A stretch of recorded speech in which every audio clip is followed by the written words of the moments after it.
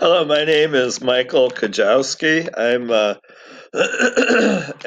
foreign ESL, EFL teacher, and I've taught English at a couple universities in China and also a couple high schools. And then through these schools, the high schools and universities, I visited a number of elementary schools also as part of my work schedule. So I've had half a dozen or so internships to China and South Korea teaching English. And from my online classes that I've taken, online TEFL and online TESOL, totaling 170 hours of online training and instruction. They mostly instruct you to bring exciting activities into the classroom so that the students can actually participate and learn English, especially with having a native English speaker there from United States, uh, making sure the students know that they can learn English, for like tourists or beginning English at a fast rate by participating in activities. In the past, I've taught several history classes, American history, British history, and Canadian history. I've also taught Canadian geography, information technology, careers. I've taught different types of children's English, and most of my past teaching has been oral English. I've also taught a little writing, creative writing, newspaper writing, as I used to work at newspapers in the United States as a writer and editor. Now, I have a bachelor's degree, Bachelor of Arts from the University of Wisconsin-Madison, and as I mentioned, I've been, familiar with the English language from teaching, full classroom teaching in China, classes anywhere from 50 students on up to over 150 one day out on the playground or in the gymnasium. And then also experience with the English language through doing writing work. My past teaching has been in Shenzhen and Zhengzhou and Zhengcheng, which is not about an hour away from Guangzhou in China. So I hope you're doing okay with this current. Hello, this is Michael Kujawski. This is a oral reading of something I call Alice in Sewerland. I also sometimes refer to it as King Flush, a children's story. When I was in grade 8 the 1971-72 school year, our homeroom teacher, Judy Karsh at the Bayside Elementary School, gave us a creative writing assignment. We were to pick a children's literary classic. I chose Alice in Wonderland, and we were to rewrite it and change it around and make it into an original story. So Mrs. Karsh liked my children's tale so much that she gave it an A and gave it some compliments, and she asked me to read it to the class back in the fall of 1971 at Bayside Elementary School. Now, since then, I actually included it in my 396-page suspense novel, After Dark, by Michael Kujawski, originally published at Book Locker, but also available at other websites like Amazon.com and BarnesandNoble.com. So this is a story about a grammar school story um, about how Alice, a girl named Alice, is walking down the street and she falls through a ruptured sewer grate into a large underground pipe, where she unwittingly discovers a deplorable civilization of creatures who thrive on pollution. This can be found somewhere on one of the pages in the middle of my suspense novel After Dark, but it's also something I actually kept the original copy of it. So I'll start reading it right now. One morning, as Alice Chalmers walked across a subdued neighborhood street to her school bus stop, she carelessly stepped onto a rusty old sewer grate.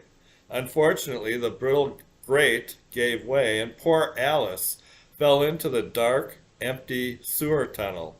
In a state of terror, Alice found herself tumbling down and down. Her dreadful descent ended with a loud clunk, like she tumbled out of bed.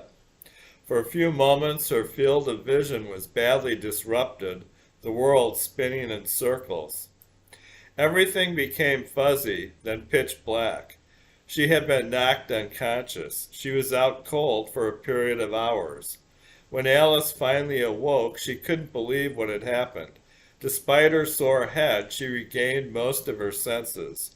It didn't take her long to figure out she was trapped in the cold, wet, dirty, smelly surroundings of an ancient sewer tunnel. When she looked up, she couldn't even see a sliver of daylight. She decided to make her way down the sewer to learn if she could find another tunnel, one with an opening. After looking up several times, she spotted a covered manhole. She climbed the metal ladder and tried to force her way through the manhole, but the cover wouldn't budge. It was as if it was locked into place. Scared and frustrated, she was forced to give up. She returned to the unfamiliar confines of the tunnel, keeping her eyes on the ceiling as she moved along, still hoping to find a way out. Again, not paying close attention to what direction she was headed, she clumsily fell down another enormous pipe. Only this time the empty hole stretched for miles. Alice felt strong air pressure and instinctively spread her arms like an eagle's wings. She floated effortlessly, as if a parachute was strapped to her back. At the end of the long dark tunnel, she completed a gentle landing on top of a soft, smooth pile of dirt. After she climbed out of the dirt pile, the very first thing she saw was a sign that read, "Welcome to Sewer City." She looked around and noticed that she was in a vast network of caverns and tunnels. This was an insulated underground world located miles beneath the Earth's surface. In this gigantic hole was a weird community. It was a dark place, it was horribly polluted, and it was filled with filth, ashes, soot, garbage, grease, and grime. Paint was peeling from virtually every structure. Almost half of the windows in buildings were broken. The nearly suffocating stench in the air was so strong that Alice worried whether she'd be able to continue breathing. Dumbfounded, Alice stared at a sign for a street known as Custodian Avenue. Gazing down the serene boulevard, she witnessed row after row of rusty sewer grates and manhole covers with a mailbox next to each one. Oh my, Alice thought. The residents make sewer pipes their homes, she realized.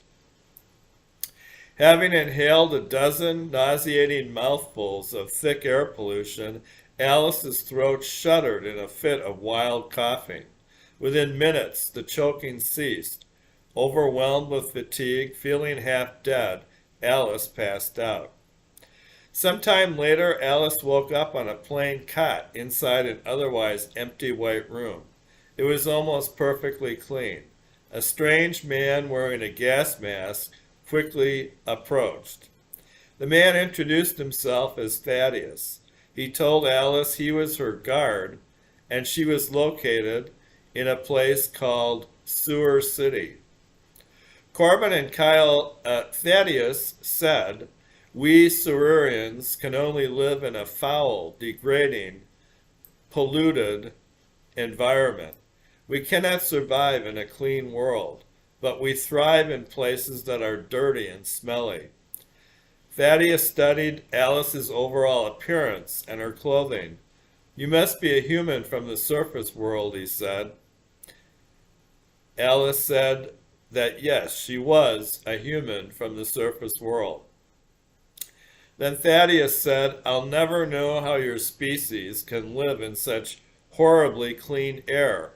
You and your kind must be feeble, sick, even depraved. Anyway, you're in a holding cell in our jail. This cell is one place where we punish criminals and pathological misfits with cleanliness.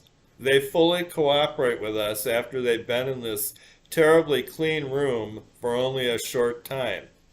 Thaddeus paused. "Well, come on. Our beloved leader, King Flush, wants you to join us at the Capitol, where he is expected to give his war speech." Although Thaddeus was a Silurian, he closely resembled a human person. He was dressed in a plain gray maintenance uniform, as were all Silurians. He quickly helped Alice to her feet. Thaddeus removed his gas mask and handed it to Alice. He showed her how to strap it properly across her face before they quickly exited the cubicle. They walked briskly through the polluted inner-city neighborhood. Soon they came to a large municipal building in the heart of the city. Hundreds of Silurians had gathered outside the main entrance to hear a speech. Out of the filthy marble building emerged King Flush. He was dressed in a red velvet cape. It was moth-eaten and dotted with holes. It smelled like an old tire. Underneath his wide cape, he wore a body shirt dotted with food stains. He also sported ankle-high leotards, but the colors did not match. Even more peculiar, he wore a decrepit, rust-eaten crown. The citizens of Sewer City cheered frantically as he walked in front of the city's main municipal building. He made his way toward the podium where he was about to make his war speech. Alice scanned the immense gathering. She observed all the ratty-looking outfits and mucky colors that didn't match. She was astounded. King Flush began his speech. "My fellow Silurians, I have gathered you here today to tell you about the war we are going to have with the humans on the surface world. As of this time, we have infiltrated plumbing systems connecting pipes to all of the toilets on the Earth's surface. Tomorrow, at precisely 9 o'clock in the morning, every toilet on Earth will overflow with a full gamut of annoyances the human species cannot tolerate. Filth, trash, grease, grime, garbage, and even used toilet paper." King Flush wasn't finished. King Flush said, "The human race will become extinct. We Silurians will obliterate all the humans on the surface world with a relentless barrage of what they regard as pollution. The humans' brittle world of cleanliness will utterly collapse. We Silurians will rule the earth for eternity. We will finally be in charge. We will dominate the earth's surface. We will reign supreme." The large crowd roared, "Hail King Flush! Hail King Flush! Hail King Flush! Spill food, spill drinks, stuffed toilets." As the king marched down the mud-stained marble steps to shake hands with his supporters, a bottle of disinfectant fell through the holes in the back pocket of Professor Didaster's grubby-looking pants. Professor Didaster, a leading scientist, had been standing near King Flush. Late for the official gathering, he'd neglected to leave the experimental disinfectant safely back in his laboratory. Now King Flush tripped over the bottle, tumbled upside down, and sustained a large visible cut on his lower arm. The disinfectant accidentally spewed all over the bleeding gash, and this caused the king to wince and scream in pain. The cleansed gash left the king deathly ill, almost like an assassination attempt. Without emergency treatment, the king would surely die. Everyone was aghast. No one, not even Professor Didaster, knew exactly how to combat the fatal cleansing of the experimental disinfectant. As an unexpected guest from the surface world, only Alice knew what to do. She scooped up handfuls of dirt and street litter. Then she scurried up the marble steps to the prostrate king. Alice spread soil and garbage on his injured arm. For good measure, she tossed more into his face. Miraculously, the bloody cut became dirty once again. Soon it became apparent the king was going to regain his strength. Alice had successfully reinfected his system. The king was going to live.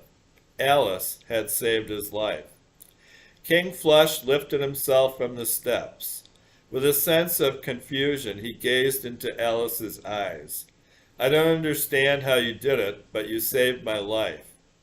The king paused. "Ask me for anything. Tell me any way I can be of assistance." Alice screamed happily, "Let me go. Let me out of this place." She sorted through her thoughts. "And don't you dare start a war against the innocent people living on the surface," she yelled. The king realized that Alice was only an ordinary person. Somehow she had saved him, even when one of Sewer City's top scientists had been stumped. Alice had shown courage. She had acted with genuine concern for a member of a foreign race. "Your wish is granted," said King Flush. Alice was relieved and overjoyed. With help from the Sewerian Air Force, she was transported back to the surface world. Sewer City's military located a manhole with a metal ladder underneath one of her neighborhood streets. A group of soldiers pried it open for her. Wearing gas masks, they hoisted her to street level. Without the bacteria-infected masks, they would have wheezed and choked in the clean daytime air. Alice climbed to her feet. She couldn't believe it. She was standing on solid asphalt once again. Alice could see that the clean atmosphere above ground was too much for the Sewerians. The oxygen atmosphere would have destroyed a Sewerian soldier's lungs and respiratory system. Alice realized these Sewerians would have lost any war with the human race. Her Sewerian companions thanked her for saving the king. They wished her well. Then they disappeared into the tunnel and put the manhole cover back into place. Alice thought she heard them gagging and coughing as they headed back to Sewer City.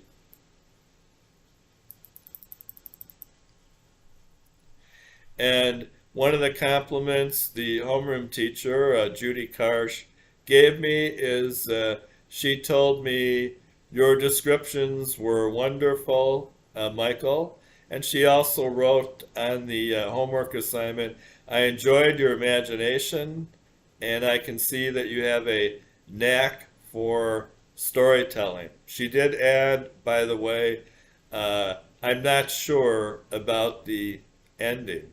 So that is a common criticism in storytelling, but I felt it was a happy ending, if in fact I remember that correctly, and she did in fact write that down. I'll have to check the original story. I do have the original, by the way. That's from 1971.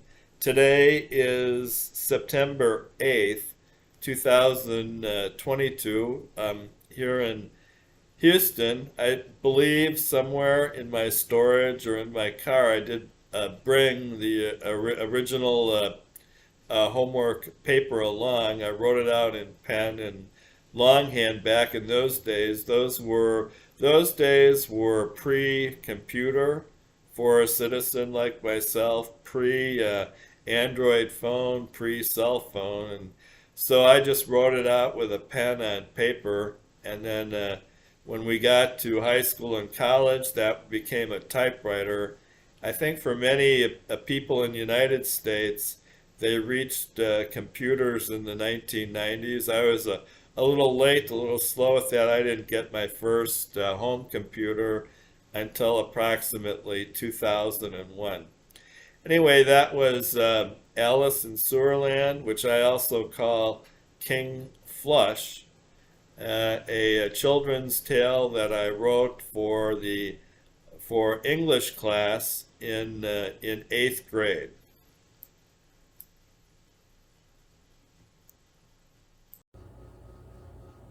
Hello, this is Michael. How are you today? People have asked me, how do you boil noodles?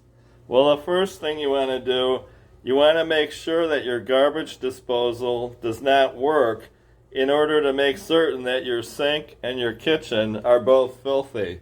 So you double check it, it doesn't work. The next thing you do, you put water in a pot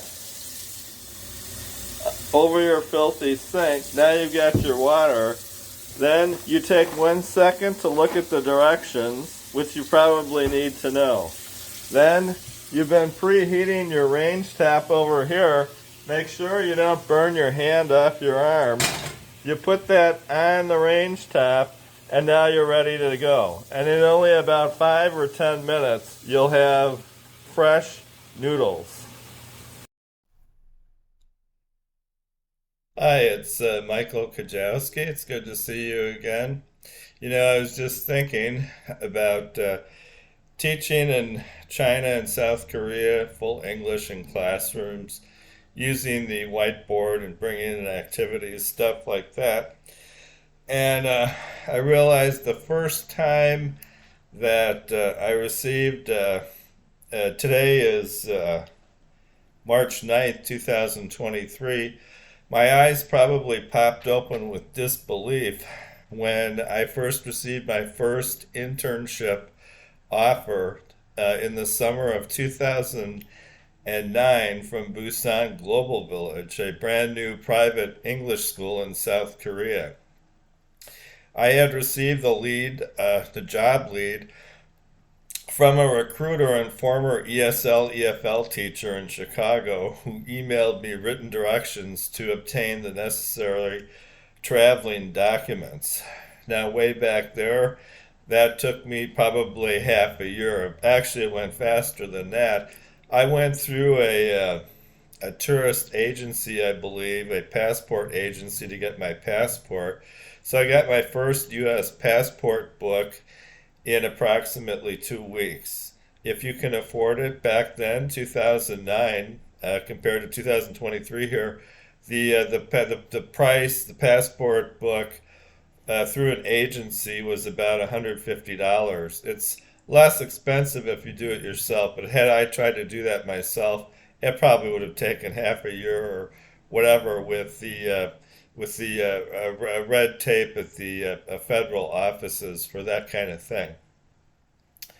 Anyway, I got this lead from a recruiter. He was a former ESL, EFL teacher. He was now situated in Chicago, but he had been in South Korea.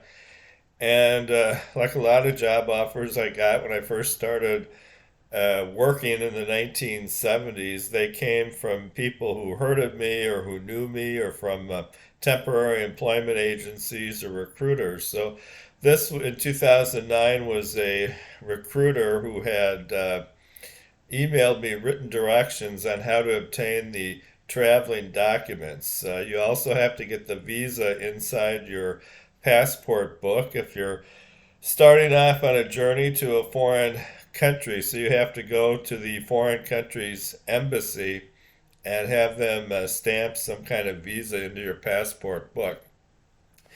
My mother lent me $1,500 to cover the flight and expenses to Busan, South Korea. That's on the southern tip of the Korean island.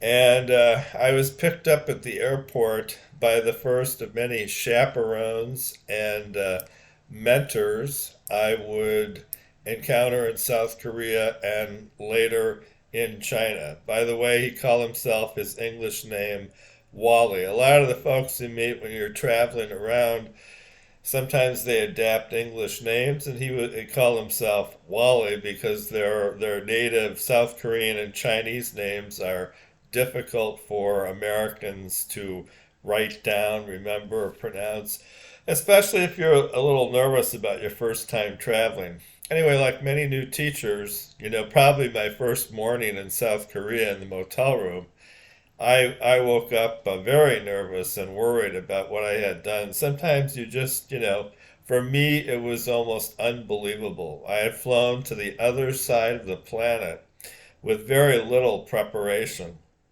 Most people go through culture shock when they wake up in their first South Korean hotel room. After 3 days in the hotel room, the mandatory quarantine ended. I was greatly relieved when the first South Korean supervisor, this was Wally again, showed up in the hotel lobby. I was very happy that he paid the bill and he led me down the streets to the campus of the Busan Global Village, also known as BGV. That was a brand new school at that time. People ask, how did you get the job? How did you find it? I was just surfing the internet. I had left Houston, to be honest, I was headed toward bankruptcy, and I had left Houston. I had returned to my mother's house as her adult son. And as I mentioned, she lent me some money to go to. I did not ultimately go bankrupt. I went into what you call a debt settlement, which is a little easier. There's less of a record of it, and it's easier. You just make deals with your creditors outside of court. So I found it hard to believe I'd really flown over to the other side of the planet. I didn't know anybody there. I certainly cannot read the foreign language. I can't read Korean, or I don't read or write in Chinese. And 3 days bottled up in a motel room where you just you stick your body and head out on the sidewalk, the street a little bit just to see what it's like, and you're worried somebody might catch you or see you or something like that. Even if you're up at my age, even if you're middle aged, the age isn't the only obstacle. There's problems for young teachers, for old teachers. I noticed the years I taught in Asia, I would say about 1 out of 7 are my age, middle aged or older, let's say 45 years old or older. And most of the other 6 out of 7 are younger, like they show in the advertising. They prefer a 25-year-old teacher because of their stronger body strength down at that age and their enthusiasm for working in a foreign country. Some of the senior teachers, older or middle aged, sometimes can call upon their experience, their greater independence, and more familiar with computers and stuff like that. Anyway, as Wally led me down the streets to this brand new school's campus, we were their first teaching corps. I continued to just be emotionally blown away inside my head and inside my body and my soul. I was led to the principal's office for an introductory 1 hour interview, and I believe because I was one of the senior teachers, I think there were about approximately 30 or so Americans, Canadians, whatever, native English speakers. And I was the fifth oldest, but I believe I was possibly the first person who did a real long job interview with the principal from the new group that he was bringing in the summer of 2009. So I was there for a 1 hour deal, 1 hour interview. I'm normally a little scatterbrained, so I tried to memorize some garbage about teaching English to BGV's enthusiastic young learners because it's a English camp for elementary and middle school. Anyway, Wally, the BGV supervisor, picked me up at the airport, paid the hotel bill, walked me to the campus, stayed in the principal's office, and acted as an interpreter. There's another question you often get. This is one of the most common ones people have asked. How in the world can you live or teach English in a foreign country when you don't know their language? Well, nowadays, it's probably easier than it was, like 100 years ago when those classics authors and artists like Picasso and Hemingway and Fitzgerald were meeting in Paris. Nowadays, you have electronic interpretation on the internet or inside little electronic devices. There are apps for that. They have free universal translators on the internet if you go in a search bar and look them up. They have the old fashioned, which most middle class people can't use. They have the old fashioned human translators or interpreters. Those are more for business people who have company expense accounts and can afford to rent or hire a guide or an interpreter, let's say out of Hong Kong or something like that. But for middle class people, if you do happen to be walking around China, sometimes they know you're in the neighborhoods and they send a housewife out, or they have a woman who's sort of a guide in the neighborhood, and she'll show you around. And then when you leave the neighborhood, you're done. If you invite them to dinner, they won't come to dinner because that wasn't their job or their role. Their role was just, they heard an American was in the neighborhood. They figured you were probably a little confused or lost, and they get out there on the street or the sidewalk to help you around and show you some stuff. It's really very helpful when you have local people. When I was first in China, after Korea, they took me up on the top of Flat Top Mountain, and I believe I rode a horse or a camel or something. I have to go back and look at my diary and the photographs, but I believe I was on a camel or horse or something like that on Flat Top Mountain, and they had a summer festival going up there, like Summerfest in Milwaukee, the music festival, a big fair with lots of games and stuff going on. Well, anyway, as I sat in the principal's office in 2009, I was amazed to learn that he had a enormous similarity to mine on his resume, in that we had both previously worked in the news media. Now, his background was better than mine. I worked about 5, 6 years at small town dailies and weeklies, mostly as a wire editor and sports editor. And he, on the other hand, worked about 20 years. I think it was for a national newspaper. I might have been a national English newspaper. And like most foreign principals I've interviewed with, he knew virtually no English. In other words, he was one of me on the other side. I just know one word in Chinese most of the time, ni hao, unless I happen to be carrying an electronic translator with me that they used to sell in the Chinese bookstores. They used to.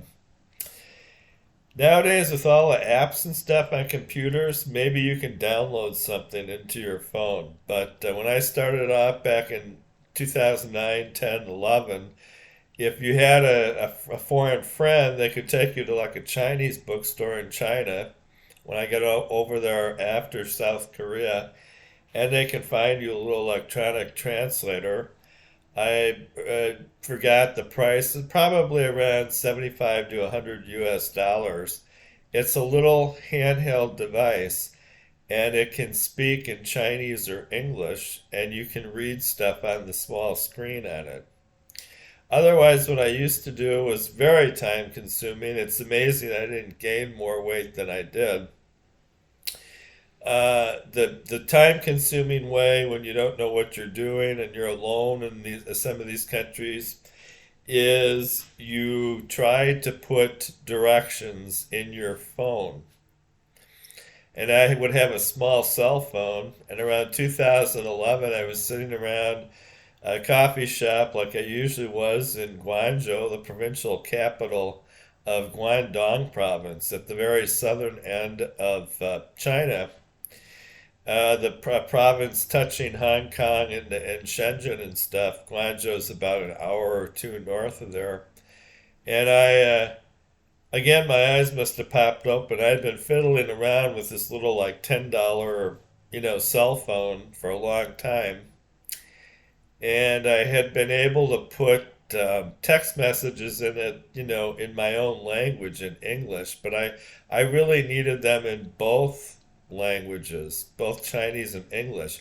I needed them in Chinese to show taxi drivers at that time, and I needed them in English so I know what the Chinese message was saying. They were usually directions to taxi drivers. So I think again, my eyes just must have popped out of my skull because I looked down. I was trying to send text messages into my mobile phone using Skype, and finally, some of them started coming out in both languages, where I'd have one text message in English, so I knew what I was saying, and I'd have a duplicate in Chinese to show a taxi driver.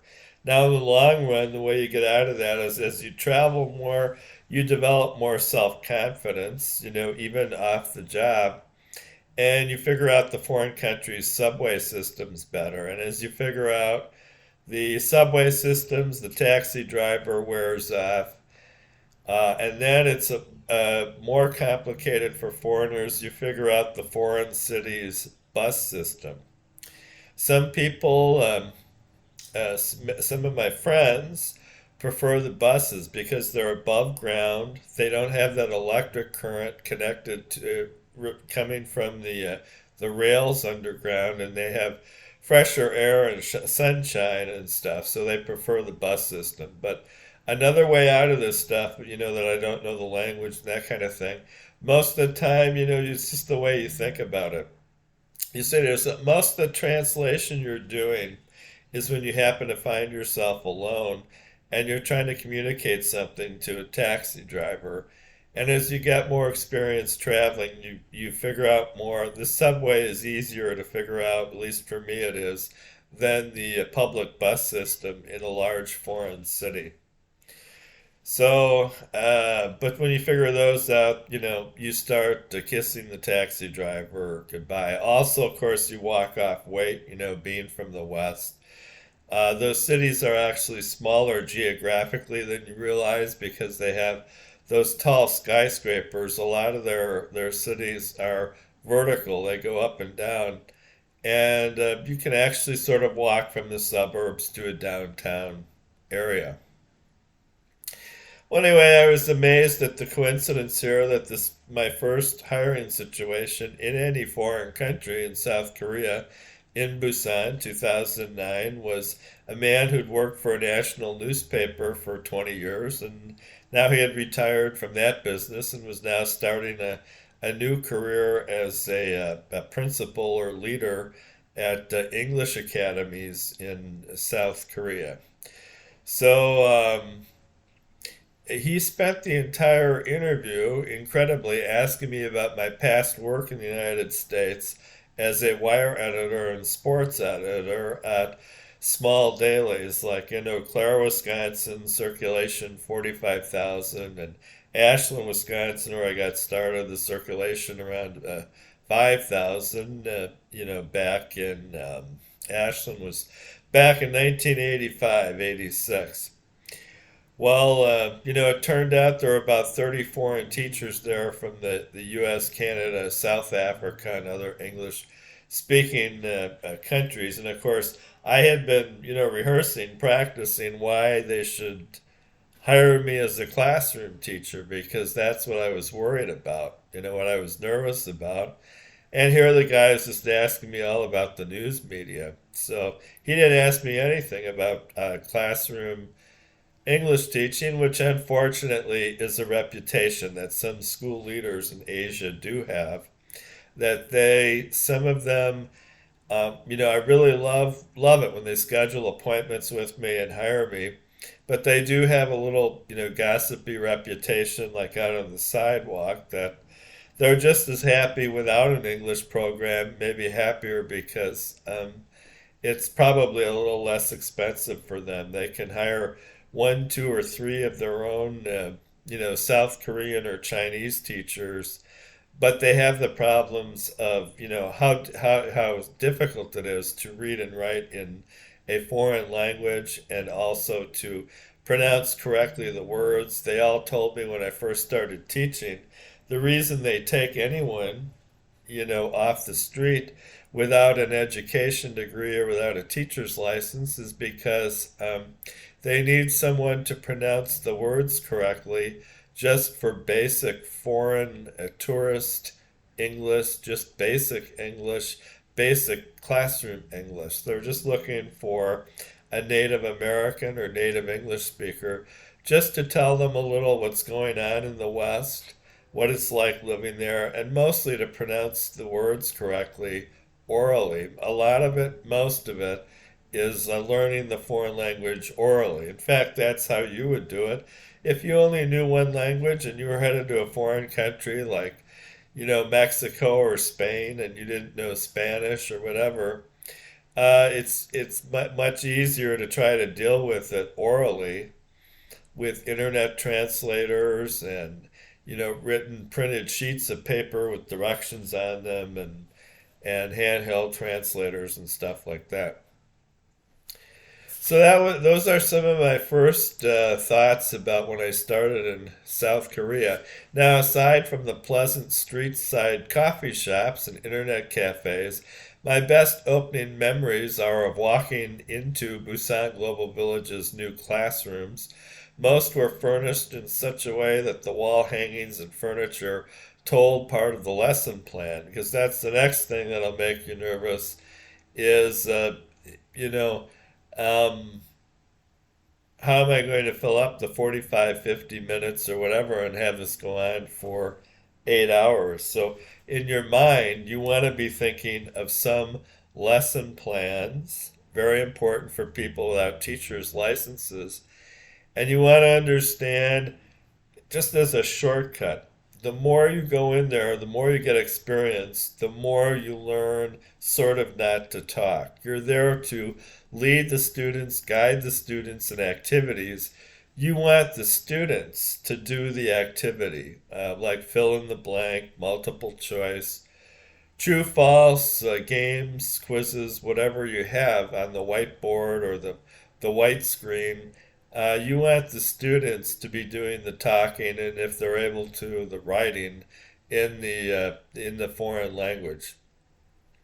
So this school it was an easy start for inexperienced teachers. They had teaching materials and lesson plans were provided in the brand new classrooms. They had the furniture and wall hangings and stuff geared toward teaching the subject, the main subject in each classroom. So, for instance, like game room, a room like game room was set up to make oral English easy. As I recall, they were fully equipped foosball tables, chess sets, checkerboards, dartboards, and Monopoly games. When I taught in the film room, when I did the film class, also called movies cinema, there was a cassette library of Harry Potter movies. The culture rooms for United States, Canada, and United Kingdom spoke for themselves. I can recall only one standard classroom that called for originating your own lesson plan, and that room was supplied with English textbooks. This was in contrast to my first serious teaching a year later in central China. One weekend, a children's classroom near Flat Top Mountain in Pinding did not have a door or a working chalkboard. So a lot of Americans would wonder, said you're in Pinding a moment ago in the middle of China by yourself. The only native English speaker there, the only American there. How, and you said now you're there in the middle of winter and the classroom doesn't have a door and it doesn't have any chalkboard in it that works. So how do you fill up the time meaningfully with activities and that? Well, the attendance at that kind of classroom that was on Saturday mornings and some were on Friday and Thursday evenings. I was hired at the university there, and I teach at the university, I believe, 4 days a week. And I'd go off to these smaller elementary schools and middle schools and stuff at night on a second shift, like on Thursday, Friday, and Thursday and Friday nights mostly, I believe. Also Saturday morning. So this was a Saturday morning at this school. You could see the mountains out the window and Pinding in Henan province, the Zhengzhou, the provincial capital in the central portion of China. And it's really great because the Chinese were always worried, about wasting money, and so you'd get about 50 to 150 people turn out for a Saturday morning class. And because the parents would come with their children, usually the mother, and there were young children, as young as toddlers and up into the elementary grades for special Saturday morning English class. Now, the local neighborhood compensated by providing training in oral teaching. They provided assistant teachers, prepared classroom activities for you that the assistants would show you, and enthusiastic children and their parents. The parents seemed satisfied that learning English from an American was worth the time, effort, and money. Because that in China, that's what they're there to check out. They're a little less wealthy than the United States, and so in some of my classes in Henan province, I would catch some adults like out in the college rows sitting out there wondering, is it worth it to bring an American in here? Now, one shortcut I developed is sometimes if you're substitute teaching or whatever, you don't have any lesson plan, you don't have any time. Sometimes they'll give you a clue and they'll say, the students in that class have been asking about the Cold War back in the 1950s was one that came up. Things like that. So one shortcut is if you have nothing prepared and you're to just walk into a foreign classroom and spend 50 minutes with them teaching English and you want it to be meaningful, you want them to really learn some English. So, one thing you want to remember is what I'm doing here, lecturing and talking, this is not what you want. You want to have activities, especially if you've got them like on a little USB device or you've got them on the internet someplace where you can get at them. And you can put these activities up on the whiteboard. When I first started teaching, again, just my whole face must have popped open, my eyes and everything. I'd meet some real shy young teachers, and the kids would be like giving them, huge loud ovations all throughout the school, like standing ovations, and you'd wonder why. And then you'd see some younger teacher come in, and he's got a bunch of activities on his USB device. Back there in 2009, 10, 11, you just plug it into the whiteboard if the school has working whiteboards. Now, as I mentioned, you're at a poor school in the middle of China, then you have to take those activities and do them more with your mouth or in your head or with the students. So we would go around the classroom and call on students, even if there were 50 or 100 in there, and we would ask them very simple questions like how to order a Big Mac at McDonald's, how to order French fries or a Coke. And if you're brand new, you can start off. The students often like to show off to show that their regular elementary school teachers have been teaching them the alphabet. So you can make it a little easier for them and help them.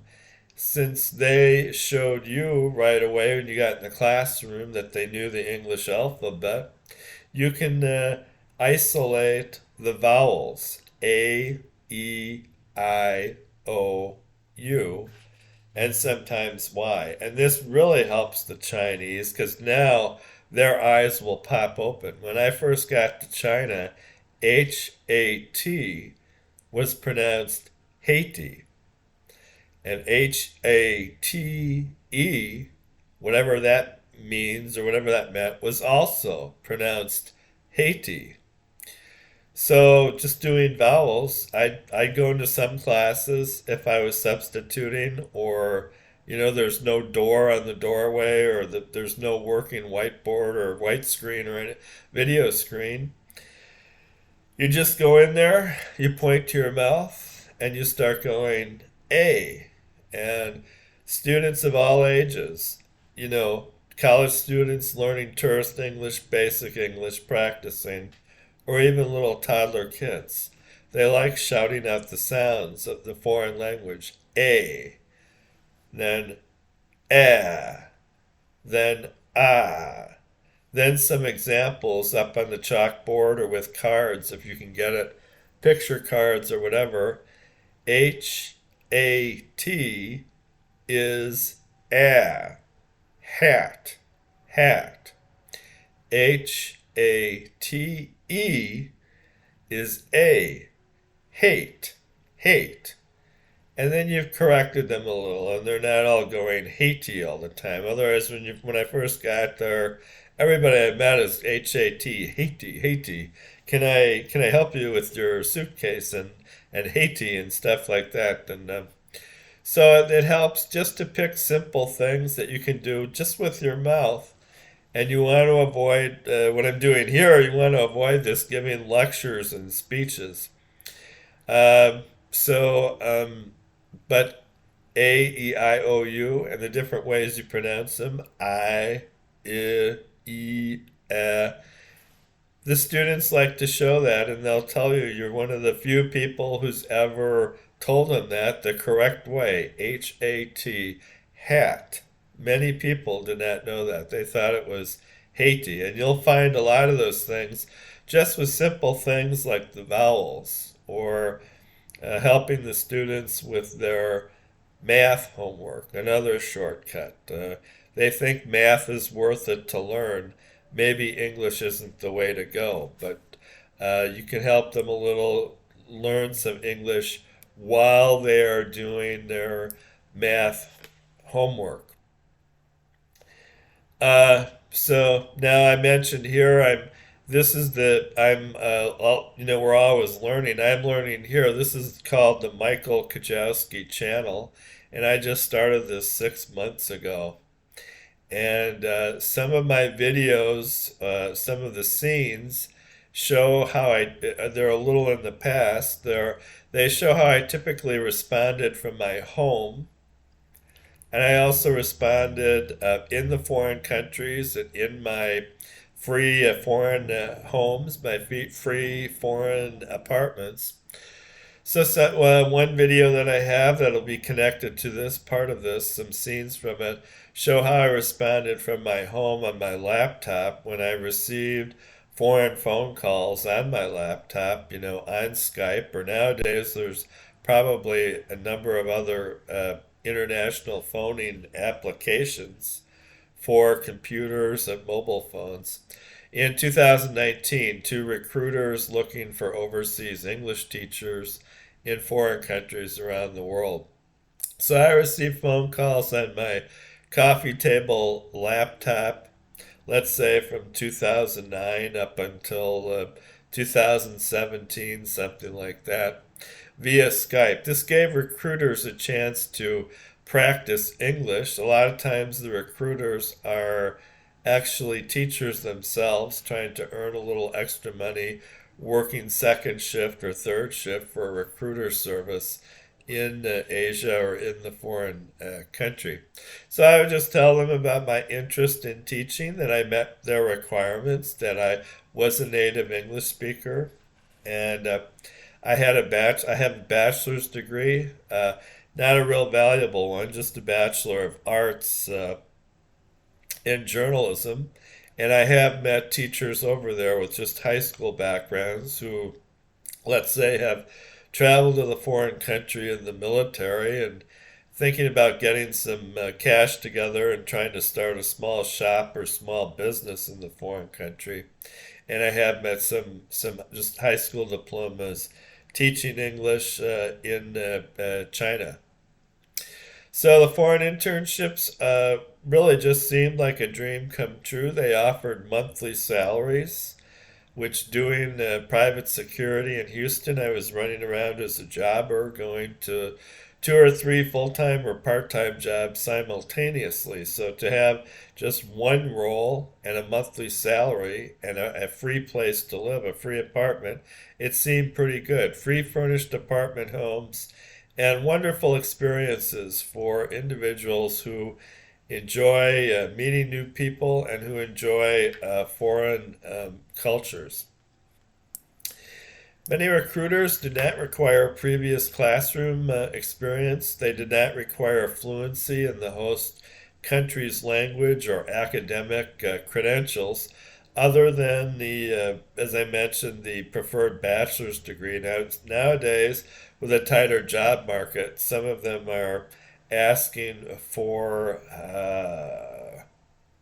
a master's degree. Uh, a master's degree like in TESOL or TEFL, teaching English to speakers of other languages, TESOL or TEFL, teaching English as a foreign language. One thing you want to do, another shortcut, a trick that works, you want to engage people in simple oral conversation. That's one of the best ways of overcoming some of these obstacles of all the credentials that people claim that you need nowadays. You know, it's very risk taking to just jump on an airplane and go to the other side of the world and to have to invest the initial money yourself in the one way or round trip air ticket and to feel nervous about it, not really know until the school leads you into a free furnished apartment, nervous that what if I get stuck with a huge bill and I don't have that much money in my checking account or bank account? So you lead students through, if you're nervous going into the classroom, you lead students through workbooks and textbooks. You should always ask if the school has a main central library for English teachers or office, and do they have some workbooks and textbooks where you can get ideas for activities, or do they have them at the students' desks and a workbook or textbook for each student? Also, you want to dream up new lesson plans all the time, and you can look up old ones on the internet nowadays in the search bar. Part of your job is to keep order in the classroom, especially in the at the back of the classroom, and you want to encourage the students at the front of the classroom and encourage the class in general. You concoct a full gamut of learning activities, anything that you can come up with. And you also issue tests and give students the scores and grades. They like that when the students in foreign countries get Western style grades and scores, you know, 0 to 100, A, B, C, D, F. You'll have to explain it a little because they don't necessarily have this all around the world, and so it's things like that. So these are the situations that come up. You know, you want to fall back on your oral English. You want to fall back on your sense of independence and your ability to get along with people. Now, one fear that people have: what if they abandon you and just leave you in the motel room, and the job was a fake, it never comes off, or the free furnished apartment is a fake. As I was traveling to my first jobs, I ran into ESL teachers in foreign airports, and they always advised me. They were a little like a union. They said, never stick with a school that does not give you the free furnished apartment. That's one of the biggest reasons that's allowing you to go to the foreign country. You're getting a free apartment with free furniture. It's ready to go, set up with a microwave and stuff, refrigerator, and you're not supposed to have to pay for much. They might ask you to pay for some utility bills or whatever. So the first thing that'll scare you, because it happened to me on my first job, is the guy left me, abandoned me in a motel room. He couldn't help it. He was the only one around there who spoke English, and he was having to pick up scores of teachers at the airport.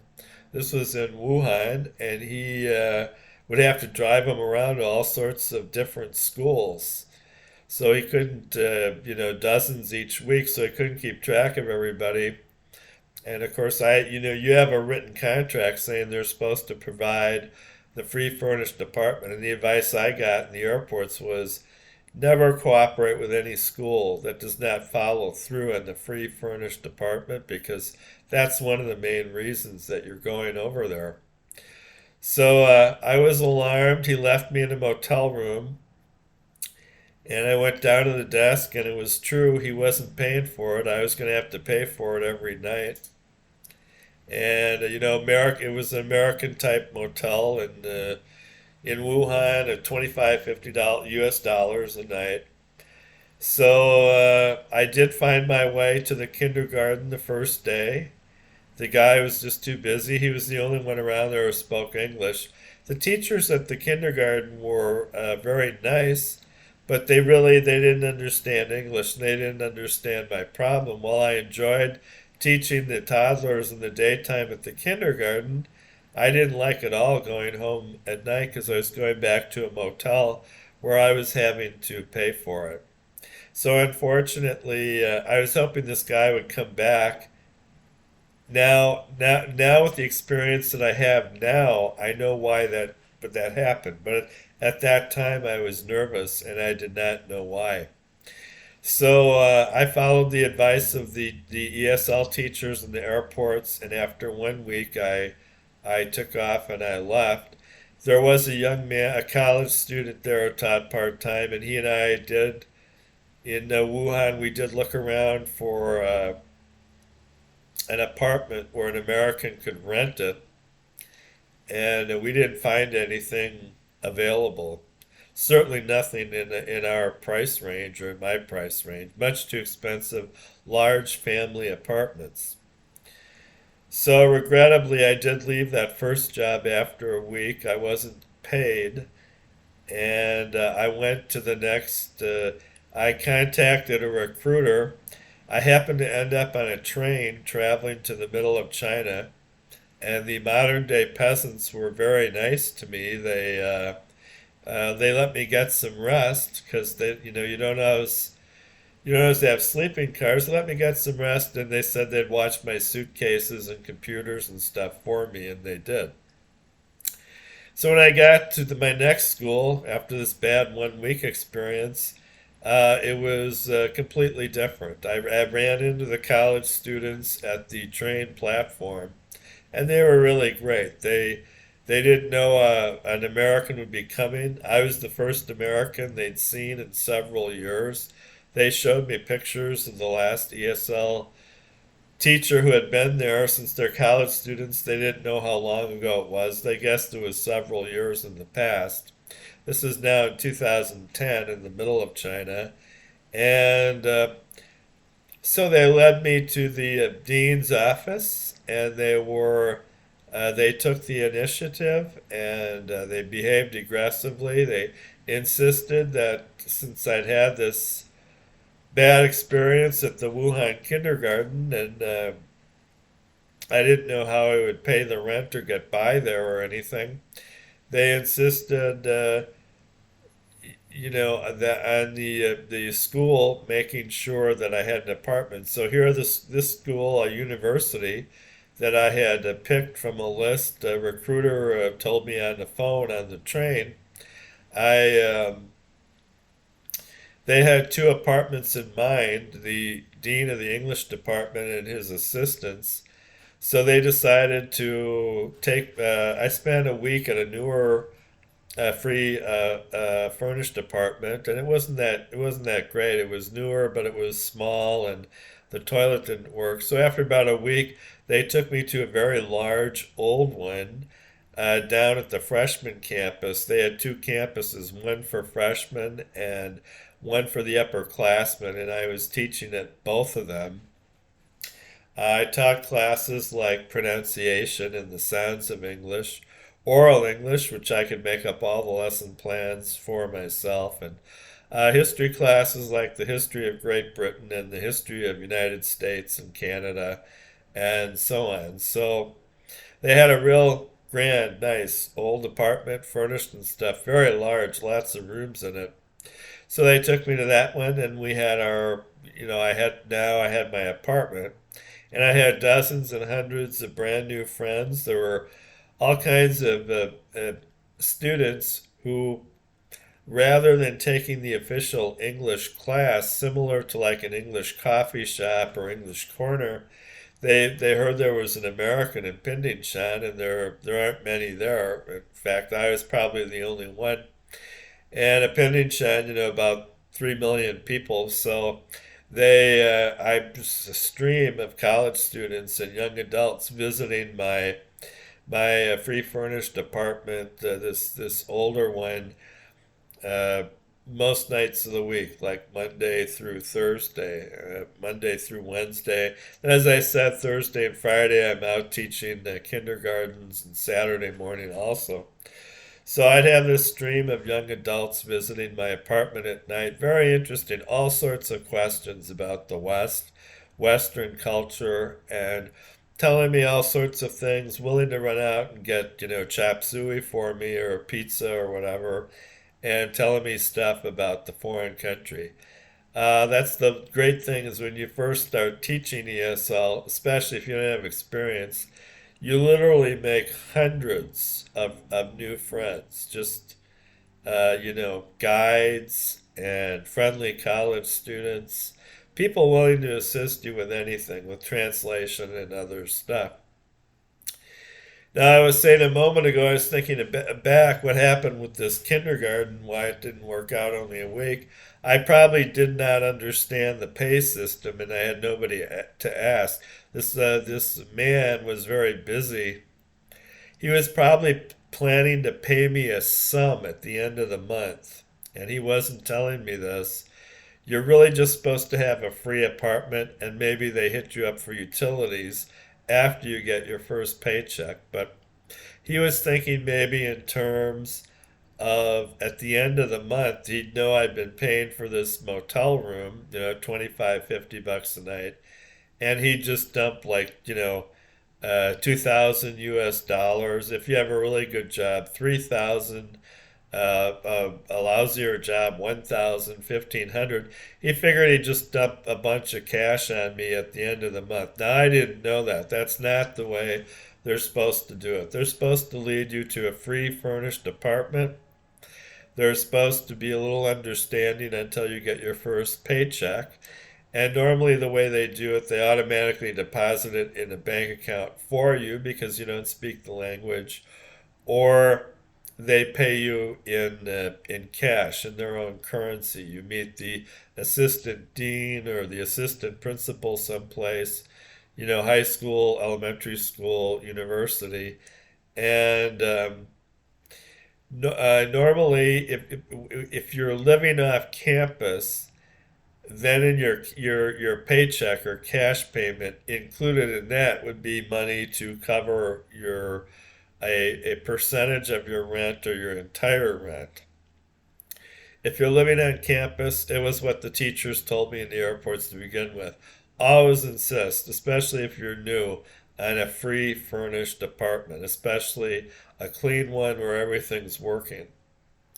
So I did leave that kindergarten after 1 week. I was much happier at the university campus. I was there for 1 semester in Pennington, and I had my free apartment, a very large one, and lots of guests visiting every night. And people would take me out to dinner, like one of the assistant leaders who was handled elementary schools and kindergartens Took me out to dinner with his family and wife on Friday nights, and some of the young adults in the area, college students, I'd go out with them, and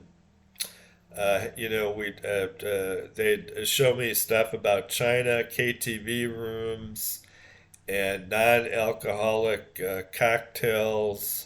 Used to be called kitty cocktails or children's cocktails in the U.S. in the 1950s and so on. And of course, they also have all the foreign beers and stuff nowadays. They probably have IPAs. And so you're busy. You certainly become tired, and you want to make sure you've got time left over to work on activities. Like I was saying, with fill in the blank, multiple choice, dialogue scripts. That's called choral rehearsal, and so that was my first full semester was at this college. Now, looking in retrospect, we all make mistakes. I was thinking maybe I should have stayed there. But after one semester, I got a better job offer that paid more money. I believe it was a newer, smaller apartment in the provincial capital of Zhengzhou.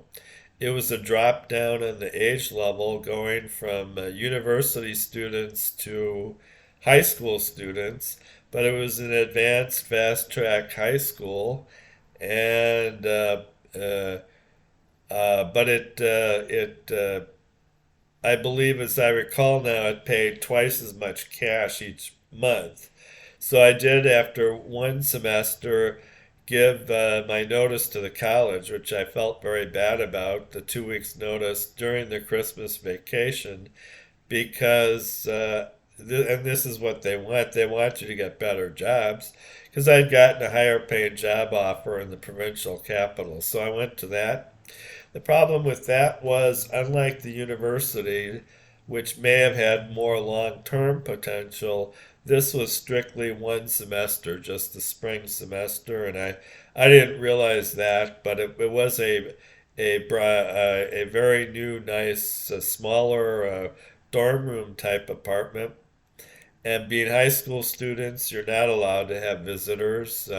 In order to have visitors, the people have to be age 18 or older. So at a college campus, you can have visitors because the students are age 18 and older, but at a high school, these students are not allowed in the teachers' dorms because they're not mature enough, not old enough. So a little more lonely at the beginning. Then you go to the high school classes and you teach the students. You can use some of the same lessons, some of the same ideas that you got from the university. You can use at high school, elementary school, at toddlers, at any place.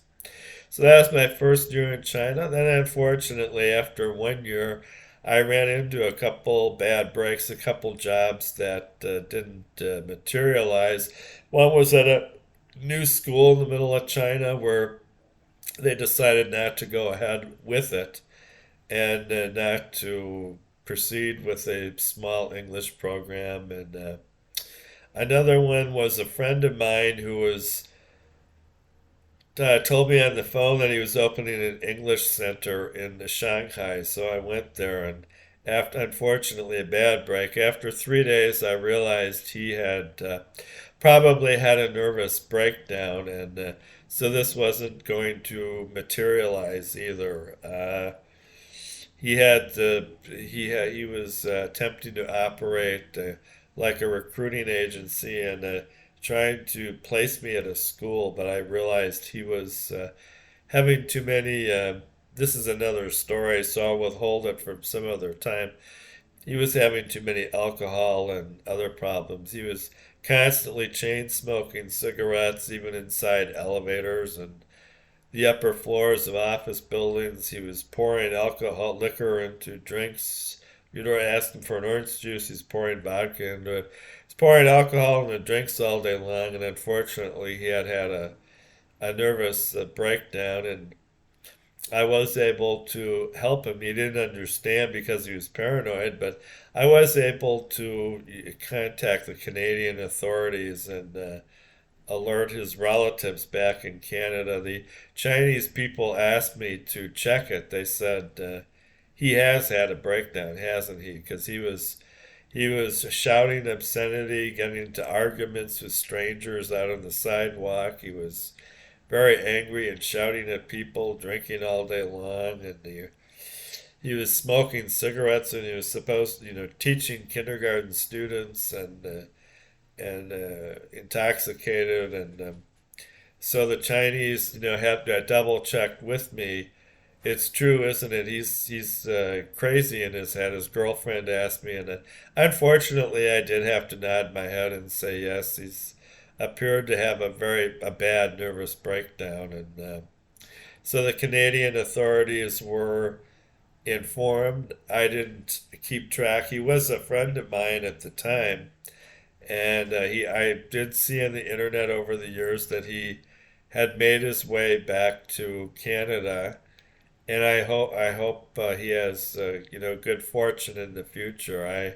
I had an aunt, my aunt Ruby, who had a nervous breakdown when she was in college at the University of Wisconsin Madison, and unfortunately she was a helpless vegetable for the rest of her life. This was back in probably she was born like in the 1920s, so this was probably back in the 1930s, 1940s, and she had an irreversible, probably some kind of irreversible mental breakdown when she was at the UW Madison. My mother's sister. My mother made it and was the first in our family to graduate with a C grade point average, and she probably majored in English and went out to a small radio station in Iowa, and also met my father where she worked as an ad writer at a department store in downtown Milwaukee. But her sister Ruby, unfortunately, never went out to jobs, never got married. She was just around the house. Just when she was younger, she could answer telephones, and as she got older, she could not answer the phone anymore. And so, unfortunately, some of this stuff with traveling and education, you do occasionally run into uh, an individual who may have suffered a mental breakdown, and it's unfortunate. I did have to, unfortunately, corroborate to them that this fellow, I do know his name. I don't want to repeat it because he may have recovered somewhat living in Canada now, might see this video, but he uh, he um, he made it back to Canada somehow. The local Chinese people were concerned, and he left to Shanghai, and somehow he got back to his Canadian family and relatives, where his father had been a military doctor back in Canada, probably in the eastern part, probably like around Toronto or something. So these are some of my experiences. Occasionally back there, if you look up my name, Michael Kujawski, on the internet, you'd found I'd been involved in something where I posted something on the internet. Another one was off the job where I was severely attacked at my second school in Korea. My first school was 6 months. My second school in Korea was in the north of Korea, about an hour east of Seoul in a mountain range. And there were dozens of ESL teachers out there. They'd come and go every night and every week. It was just a temporary, like Christmas winter English camp, a sort of fun getaway for little children with the snow and stuff. And I could only get a 1.5 months contract with them, not nothing serious. I do believe it was that school. And I just happened to be standing in a hallway one day. I thought my future might be that I could be an assistant teacher in the United States.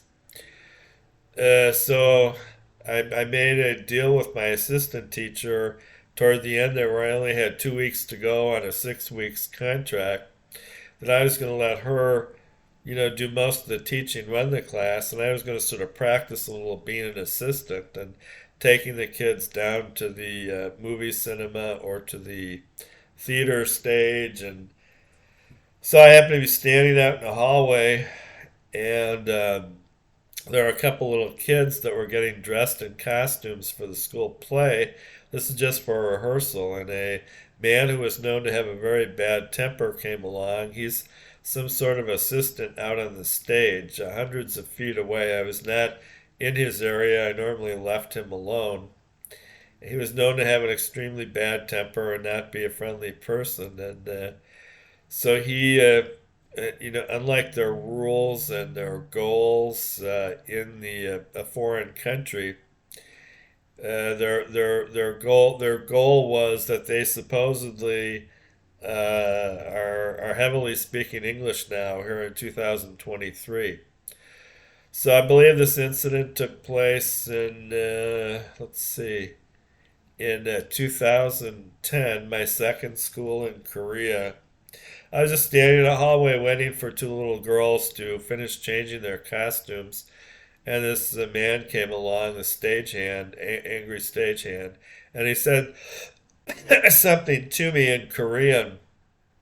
I don't speak Korean, and there was no requirement at that time for me to speak Korean. So he then began grabbing my shirt or my clothing, trying to force me out of the hallway. I think he was asking me to leave the hallway because he had this reputation. The hallway is not where he has this reputation. He's out on the stage. He very simple. He shows students how to use the microphone. He spends an hour for some reason giving them a speech about the on-off button on a microphone.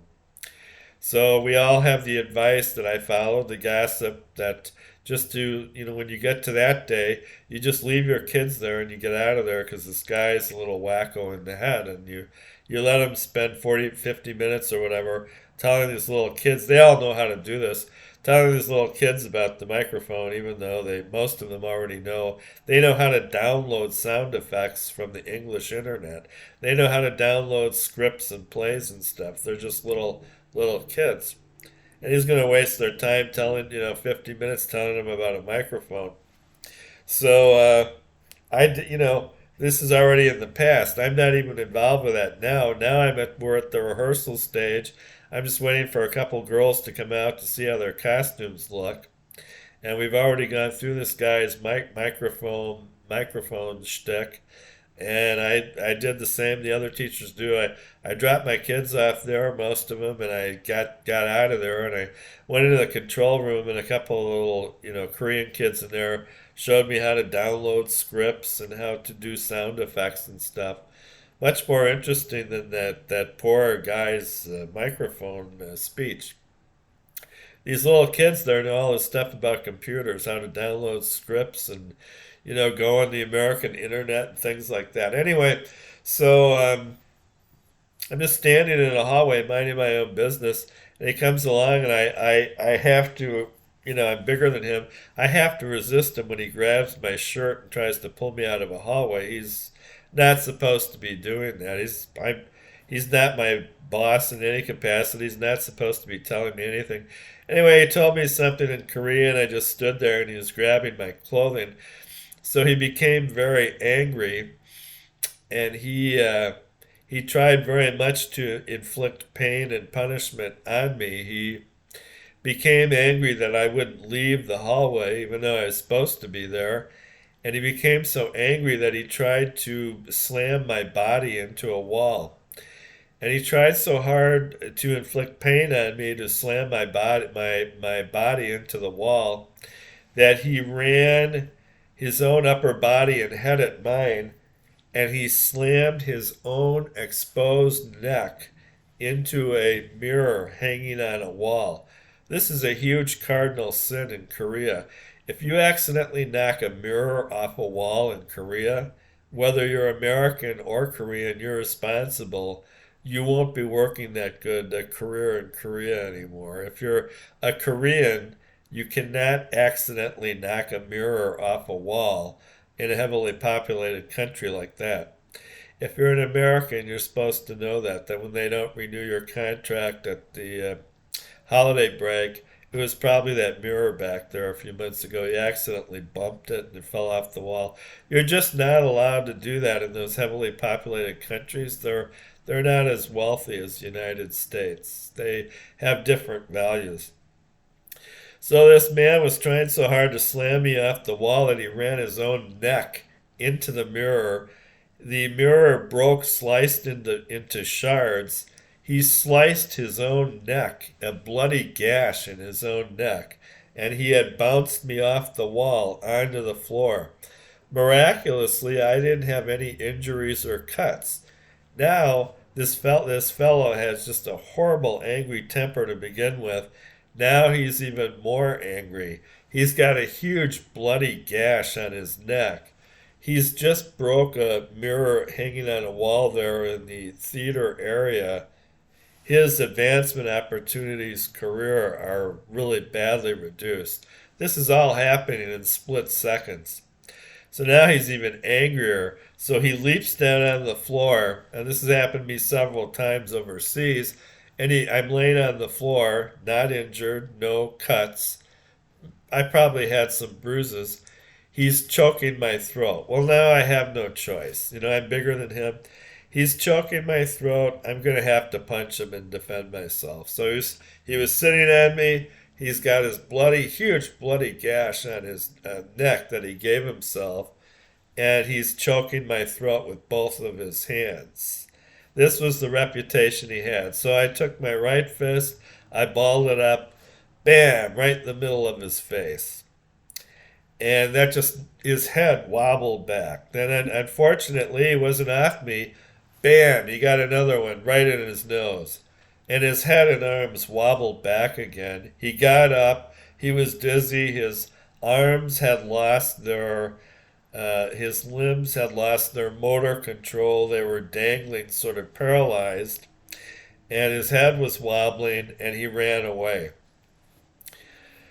So I was obviously very disturbed about this whole incident, and I ran into the corrupt principal at this 1.5 months English camp, and he told me the real one right away. He knew that his man had attacked me and his bad reputation. Then he started, lying, sort of like Richard Nixon in Watergate. He started covering it up, and he did explain to me before he launched into a bunch of lies. He explained to me that he was wrong, he was paranoid. He said, if I tell people what really happened, we won't be able to get kids to come out to this country winter camp anymore out in the mountain range east of Seoul. So he went around telling this story that he was going to have to throw me off campus because I attacked the stagehand. And of course, this is in a bunch of horror movies and mysteries and real world police shows where the guilty party tries to blame the bad behavior on the innocent party. So I was wandering around Seoul one day. I was nervous and worried again, wondering what to do.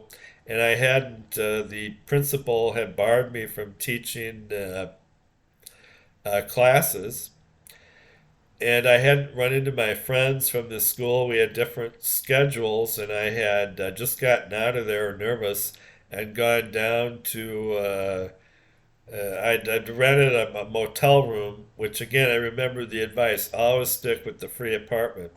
So I ran into the Seoul police, a police captain out in an alley, and he was a very good police captain. The captains are the good guys over there. If you run into like the street police officers, some of them are just hired that day, and they don't have a firearm or weapon, and they don't have any training like in China. You might run into two unarmed police officers.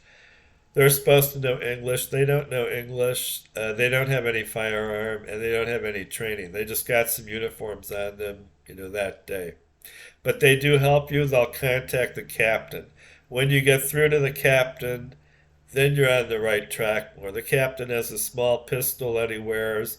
He's been trained in police, and he speaks and writes both English and Chinese in China, and both English and Korean in Korea. So I ran into the captain in an alley, and he asked me, he said, you look so sad and unhappy, what's going on? So I told him what happened. He went back to the motel and double checked with the clerk I was at, the family motel. This Mike guy, an American teacher, just watching basketball games on the flat screen. He's not having parties in there or anything. There's no alcohol. The captain goes to the room to double check. Then he takes me back to the police station and he writes up the whole report that I was just standing in the hallway, minding my own business. This angry stagehand came along. Apparently, some New Zealand teachers had told him some false gossip that I'm a big brown noser and I haven't made at a school like that. Me and the principal are, this is sort of out of Watergate or Richard Nixon, that me and the principal are all plotting against people and they're going to give me a big pay raise and I'm going to be the first American to run the school and I'm going to control everything. And unfortunately, this poor, badly educated stagehand must have heard gossip like that, which was wrong. When I go into principals' offices, they're friendly for the one scheduled appointment. After that, they're never friendly to me again. They don't want to see me in their office. They throw me and some of the other teachers out of there, especially the older teachers. They want us out in the classrooms teaching. They're not friendly that way. They don't have big budgets and stuff, or some of them don't. They want us out in the classroom teaching activities, A, B, C, D, the vowels and the whiteboard and that kind of thing. So activities to learn English. Uh, so um, so this police captain wrote all this up. He knew I was the innocent. He investigated it and figured it out that I was attacked against my will, unsuspecting, just standing in a hallway.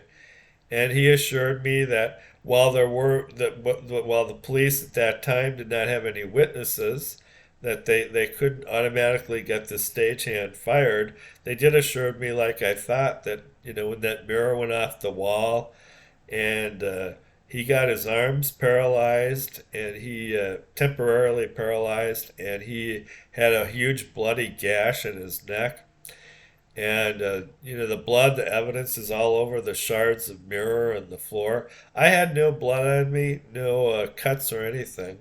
I might have had some bruises, so I got lucky. But this poor fellow, he missed at least 2 weeks of school. And this stagehand, him and the principal started lying and claiming even though I'm the one who reported the incident to the police, they claim that I was attacked. I flew all the way over to Korea to attack them for some reason at a temporary 1.5 months English camp near Seoul. So the captain didn't buy that at all. He can see all throughout that. He knows I do private security in the United States. He can see all throughout that I'm likely the innocent and I was attacked. I don't have any marks on me. I mean, my hand here doesn't have anything, and this other person, had I been punching him, he'd have bruises and broken bones or whatever. His neck being slashed is sort of circumstantial evidence, like Edgar Allan Poe, Sherlock Holmes, that I'm telling the truth. He was trying so hard to inflict pain on me, like all of us teachers knew about the gossip, that he had a really bad temper and did not get along with people, and that his microphone lecture is irrational, that the kids are way more advanced than that, even little kids at a Korean English camp. They know all about downloading plays and movies and stuff like that from the internet. So the captain believed me. He wrote up a very nice report, put it in both English written, both. That's what the captains in the foreign countries are for. Whether it's in a movie like Casablanca or whether it's in, France, China, South Korea, that's what the police captain is for. He's usually a little higher level. He has a little pistol. He's been trained, and he usually speaks more than one language. And sometimes, and so far, all the time, they can even read and write a little in the different languages. They read and write. So he sent me to the corresponding police station near Youngman, the mountain village where this took place. He sent me to the Yonkyung police station, and I recounted the whole story all over again. I was just minding my own business, standing in the hallway. This angry, belligerent stagehand came along, and he was so set in his mind that the Americans were cheating him, and that I'm a brown noser of the principal, and that we're trying to take control of the whole world and everything else. That they're just nodding their heads, with boredom. That they knew this whole story from hearing it from the police captain in Seoul, from reading it in the written report I just delivered to them, and in addition to that, now they were just sickly nodding their heads that they've now heard this all a third time. I acted out for them. I'm very animated. I'm just standing there, and the guy slams me into the mirror on the wall. The mirror bounces off my shoulder, and the sharp shards they slice right into the attacker's neck. He gets his neck just a terrible bloody gash, and miraculously, I don't get any injuries, none serious. I've been in other incidents where I have gotten like scars on the top of my head, and I've been injured on other occasions. So in this case, now I have two police departments that believe me, and they triple checked it. They sent a interpreter for a third appointment with them, and they wrote it up yet another time, a third time. The police did order that corrupt principal take me back on the campus, and I was reinstated in my free apartment like they told me all along. They were not able to arrange to order him to let me finish out the last week or so of teaching in classrooms, and I was rather busy. I decided to stay off the campus. I did as the police told me. I went back to my campus apartment and I used it and stayed in it. But I did not attempt to get into any further confrontations teaching classes at the campus as the principal had replaced me in the classes. Now, this whole thing doesn't matter a little because most people meet me, they figure I'm innocent anyway, but it was only a 6 weeks English class and or only a 6 weeks English camp, a temporary, like Christmas, winter, Christmas, New Year's temporary English camp getaway for little kids. So I had taught most of it, and I thought I was giving a break to the assistant teacher, and the experienced ESL teachers told me all along, they've always told me the same stuff. Don't give those seemingly innocent assistant teachers from the host country any break. Don't give them a break. If you let them run one class, they'll try to get you fired and take over your whole job. They turned out to be right. I've continued to let the native assistants assist, and there's just some truth in that. They want to take over the whole class. They show up with McDonald's breakfasts on them. I have to ask them to do anything. When I do, they get mad at you, and they just want to run stuff. They just want to run your class, and their offer to the principal, if they're smart, is they'll bring in two or three of them compared to just this one foreign American guy. And for the price that you're paying that one foreign American guy, you can get two or three of us. That's their offer to the principal.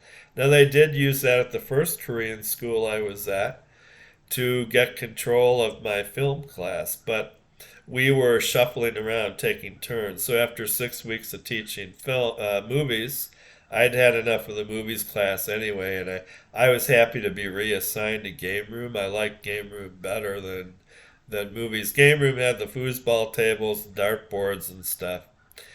And but I like doing both of them. I like doing movies, the Harry Potter movies, and I like doing game room. I like both of them. But the people in these foreign countries are a little tricky. They go, you mind we just come in, observe your class? All the foreign teachers I was told me in the airports never agree to any of that. That person's trying to get your job. I thought I'd be a polite gentleman. I go along with it. You mind if we send in our Korean or Chinese assistant down to your class? I usually go along with it, and so far it's has resulted in disputes. So the experienced teachers told me the truth. They said, Michael, just shake that stuff off. That they're going to try to, they're going to, like you're saying, they're going to offer three of them for the salary they're paying you, and blah blah blah, and they deserve the free apartment because they live in the country, and you're from a foreign country and shouldn't have a free apartment, and blah blah blah. So they've told me all along when I run into foreign airports and stuff, and wherever at American nightclubs. Don't fall for that line that you're giving the local person a break and letting them assist and teach the class. And don't fall for that, that at the end of the month I'm going to give you a bag of money and it'll cover the apartment or whatever. They told me all along you're supposed to go directly from the airport without charge to a free apartment, which is what happens most of the time. They're supposed to keep you on the schedule and not just terminate you the day you get there. They're supposed to, most of the time, it's me leaving to get better jobs, and most of the time I do one or two semesters at the host school, and it's a very good experience. Then they've told me all along also their advice, as I said, don't believe that assistant junk that they're just going to help you, that they're out to get your class and job because it saved the parents money according to that, and blah blah blah. And this school told you in the beginning they needed a native English speaker there to pronounce correctly, to read the English books, to evaluate stuff for them. They've even had me tabulating math statistics for them for a master's degree project that one of the college post bachelor's degree students was doing, and that kind of thing. So, but it did work out. The police took my side in that. Several police departments. Nobody, they did not witness the incident, so they couldn't get the stagehand fired. The school claimed that they would take action against me because I had attacked this man, and they never did because they were not telling the truth. They claimed that I permanently injured him and he couldn't return to his job, and I doubt that was true. He was missing from the campus for the 2 weeks, and it was his own fault that he ran his head into the glass mirror on the wall that he broke, and it's his own fault that he's attacking a foreign person in a hallway. They're not supposed to be doing that, and he's not supposed to be knocking the mirror off the wall for any reason. He's not supposed to be attacking an American teacher or American tourist or foreign citizen for any reason. And it's just goofy stuff that goes on in their heads. They're paranoid. People know about it. There's gossip. They say best you can stay away from him. He's got a bad temper. He thinks all the Americans are plotting against him or something like that. They have this all around the world. Mexico, everywhere. And so it turned out okay. I went to other teaching jobs after that one. The guy, of course, told me, the corrupt principal, you'll never teach again, and blah blah blah. And the police believed me that the guy had attacked me and sliced his own neck, and unfortunately he was quite dizzy after the incident, and so that obviously his career wasn't going to go that any place anyway, as he had this bad reputation of having a bad temper. So that was let's see, that was a temporary winter camp in Korea.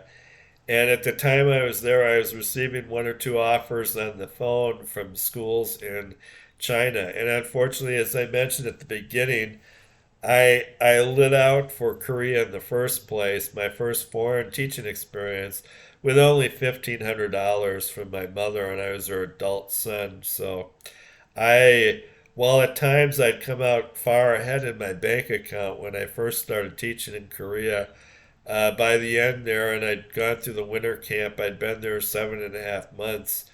I'd been spent down, so I didn't have enough money to go to the Beijing airport to meet a recruiter there with an 800 toll number and a first name and stuff. And she was going to continue this teaching substitute stuff, traveling with me all the way to the south of China from Beijing. So I didn't go ahead with that right away. And I probably received another offer when I got back to Milwaukee. And I waited a while, and then I did take other offers in later in 2010 in the summer, I believe. I got the Wuhan kindergarten offer. I bought that one, and as I said, I was only there a week. I didn't get the free furnished apartment. Followed the age-old advice, just get out of there. And the next place had the free apartment right away, the large one in Pinding, and I was there for one semester, and they paid all the money and stuff, and great college students at that one. And then the next one after that, the high school in Zhengzhou, I forgot the name of it. I have to go back and look at my resume and stuff, but I believe it was Zhengzhou number 9 high school.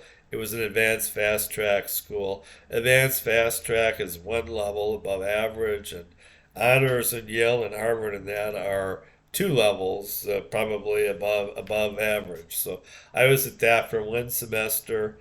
Then a couple things fell through in Shanghai, I mentioned, and then back to the U.S. and I got another job offer, and I waited around 6 months in the U.S. and was doing other things. Then I went to Washan College in Zhengqing, China in 2012, and I was there, and I had some things happening in the United States where I returned to the United States. They do advise you. It's really a little better if you can to just stay in the host country, and in that manner you sort of become one of the citizens. I also taught again in Shenzhen, which is very hard for Americans or native English speakers to get hired in. People say, how do you get hired in Shenzhen or Hong Kong? Shenzhen's right on the border of Hong Kong. I really don't know. I was going to another school. It's always these situations. And on the way to the other school that was in mainland China someplace, this Shenzhen offer came up. They must have needed people at the last second. And so myself and about 30 other people converged on this school in Shenzhen. It was the Yaohao Experimental School, and I was there for 1 year teaching high school and elementary school. Okay, well, as you can see here, like most foreign travelers, a little like those foreign movies about Americans in foreign countries, these stories and things could go on endlessly with uh, but the main thing I want to impress upon you in this video, if you happen to be, American or from a foreign country, if you're interested in teaching a language in a foreign country, is that at least when you're in the classroom, if you can, what they teach you in your TEFL and TESOL online training is to bring activities into the classroom, and then you're off the hook. If you can find the print shops, you bring paper activities into the classroom. If you can't, you've got them on your USB device, or you've got them on the internet someplace, and you can bring them up on the classroom video screen if they have one. And you have to develop oral versions just in case. If there's no door on the doorway, there's no working video screen, there's no chalk for the chalkboard. Some of your first assignments might be at poorer schools. You've got to figure out ways, like the local assistant teachers will show you when they help you, of doing this stuff orally, calling on students and their parents, having them talk, just asking them how to order food at McDonald's or something like that. Give and take, groups, conversations, bringing scripts into the classroom, real short, simple ones, so they have a model to follow. If you can afford it, you can print the scripts out on paper and have one for each student. Or if you divide them into groups, you can have one script for each table. If you're tighter budget, you can put it up on the classroom video screen, and you've got some scripts lines up there. The reason being, the script in that case is like a model. So you're also modeling what Western people are like, and modeling, most importantly, modeling how to pronounce English words, or how to pronounce the foreign language. All right, I think I've said enough for this part of my videos. This is approaching an hour and a half. Thanks for listening to all this. Sorry I got carried away there, and have a nice day. Judge Fleck delivered an exceptional Hello, sentence. it's Michael having lunch today. I ate meat for lunch. How are you? Only freedom. Freedom. The web prowler had lost his. Hello, this is Michael Kujawski. Thanks for paying close attention to this. I do have my first YouTube channel at Michael Kujawski. Today is Saturday, August 27th, 2022, and one way of practicing English, if you speak a foreign language such as Spanish or Chinese, is to go very slowly, pronouncing each syllable and knowing the different pronunciations of each vowel within each syllable. So now along those lines, I'd like to just read a couple pages to you. You can practice stuff like this in your house without a lot of fanfare. I'd like to read one page from a story by a classic American writer from the 19th century, Edgar Allan Poe. This is from a story he wrote called Some Words with a Mummy. You would think it might be easier to learn a foreign language than it would be to try to talk to a mummy. I don't know exactly what language mummies speak. Here they mention Egypt and Egyptian. I would also like to read one page from a book I self-published in January of 2015. This one is called After Dark by Michael Kujawski, a suspense novel. So let me get started here with Edgar Allan Poe, Tales of Mystery and Imagination. And this is called a collection in English, Wordsworth Classics. This one was published in 1993 by Wordsworth Editions Limited in Great Britain. So here's what it looks like.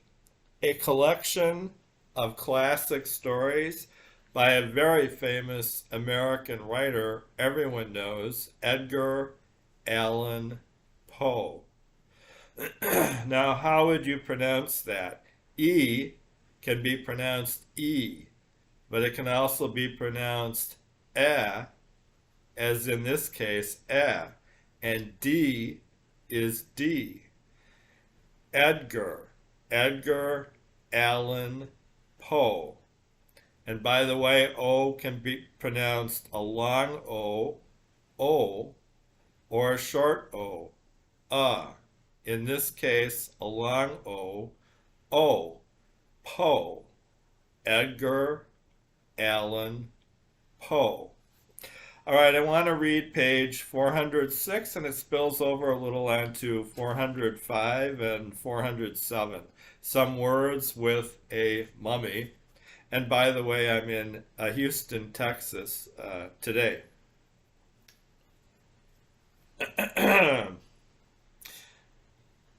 And upon my word, I am at a loss to know how or why it was that we pursued neither the one nor the other. But perhaps the true reason is to be sought in the spirit of the age, which proceeds by the rule of contraries altogether, and is now usually admitted as the solution of everything in the way of paradox and impossibility.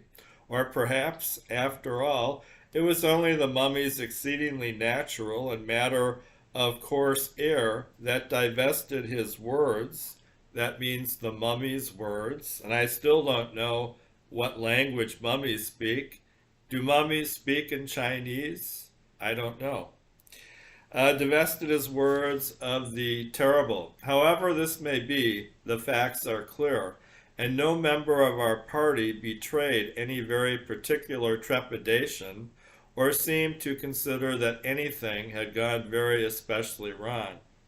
There is one word in there, trepidation, a long word that means nervousness, fear, trepidation.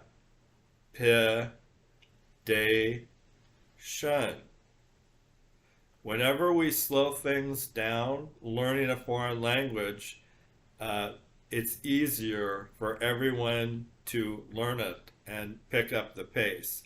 Trepidation. Trepidation. That means fear and nervousness. I'll continue reading. This is a way of practicing with your throat, your mouth, your tongue, and your whole face. For my part, I was convinced it was all right and merely stepped aside out of the range of the Egyptian's fist. Dr. Panamer thrust his hands into his breeches pockets, looked hard at the mummy, and grew excessively red in the face. That meant he was embarrassed. Mr. Glidden stroked his whiskers and drew up the collar of his shirt. Mr. Buckingham, well, that sounds like a British name. Mr. Buckingham hung down his head and put his right thumb into the left corner of his mouth. Well, you'd hang down your head, you take your right thumb, and you put it in the left corner, left of your mouth.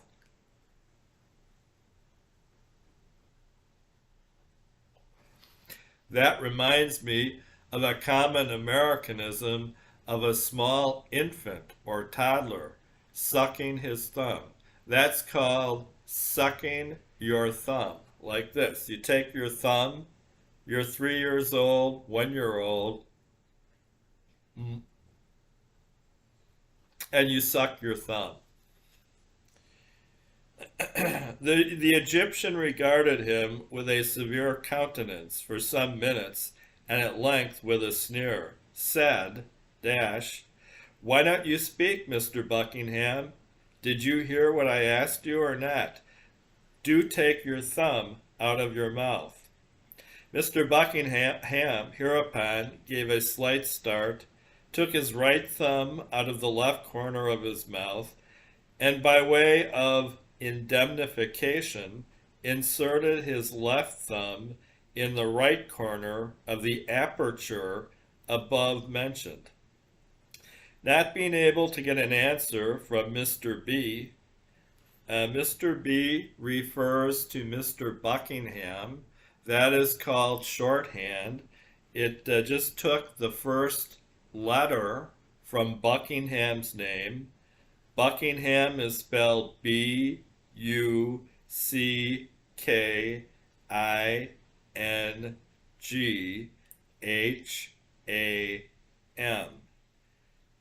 Such a long name back in Old England, and Edgar Allan Poe, the original writer, just shortened it to Mr. B.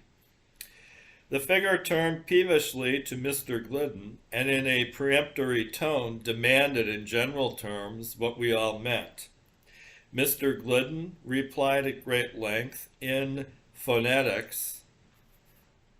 There's a 3-syllable word, phonetics. 3 syllables, phonetics. Phonetics. Phonetics. And but for the deficiency of American printing offices in hieroglyphical type, it would afford me much pleasure to record here, in the original, the whole of his very excellent speech. I may as well take this occasion to remark that all the subsequent conversation in which the mummy took a part was carried on in primitive Egyptian. Well, now we know. What language did the mummy speak? If you ask a question, you might raise your hands. What language did the mummy speak? It says here on page 406 of Tales of Mystery and Imagination, a collection. It says Egyptian, Egyptian. Egyptian. What language did the mummy speak? Primitive Egyptian, also called Egyptian. Then spilling over onto page 407, through the medium, parentheses, so far as concerned myself and other untraveled members of the company, through the medium, I say, of Messrs. Glidden and Buckingham as interpreters. Well, there's something. If you're gifted enough, smart enough to learn a foreign language, then you won't need an interpreter. Unfortunately, myself and almost everyone every place needs the interpreters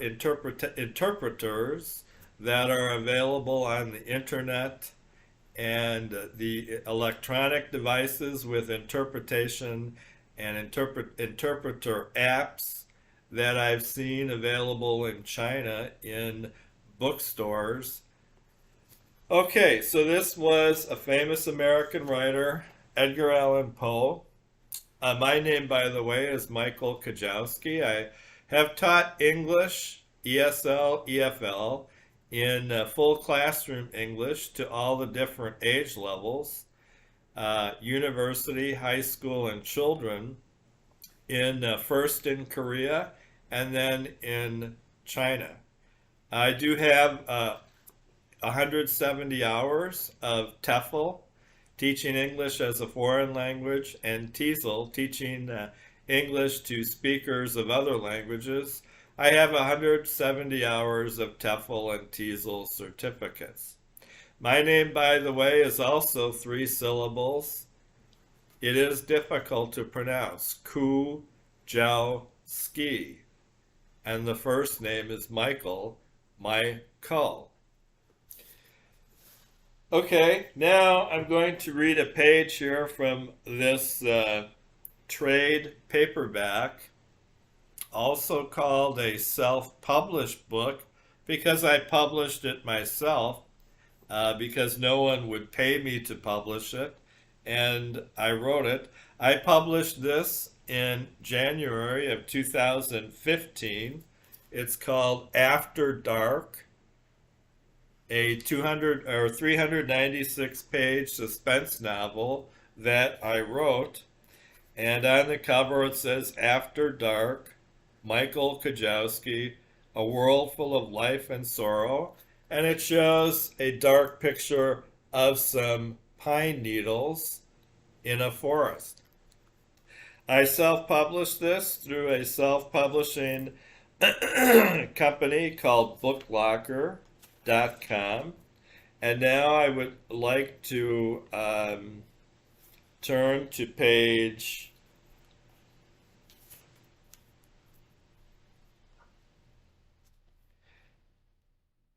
I turn to page 226 and 227. I'm going to read page 227 in After Dark by Michael Kujawski. Do you suspect a practical joker at the Observer? That's a newspaper, a fictitious newspaper, I made that up, in a fictitious town called Kirkville.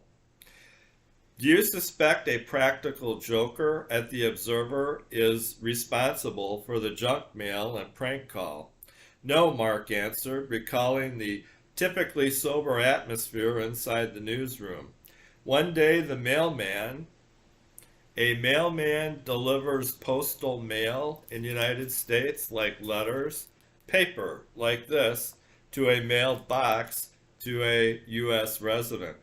One day the mailman or someone else stuffed 20 pieces of mail, most of it pamphlets, into my mailbox. I drove to the postal station on Main Street and in a state of hostility asked, "What's the meaning of this?" After I calmed down, the postal clerk advised me to have my name and address removed from junk mail advertising lists.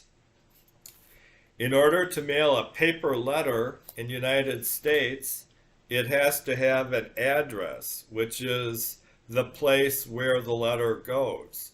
also called a destination. So the mailman knows where to deliver your mail. It has your name. Uh, if someone were mailing to me, my name, Michael Kujawski, on the letter or package, then my address, which is numbers and the name of the street, similar to China and other foreign countries, and then the city, and then the postal code. What's the meaning of this? After I calmed down, the postal clerk advised me to have my name and address removed from junk mail advertising lists. Junk mail is a form of advertising in the United States.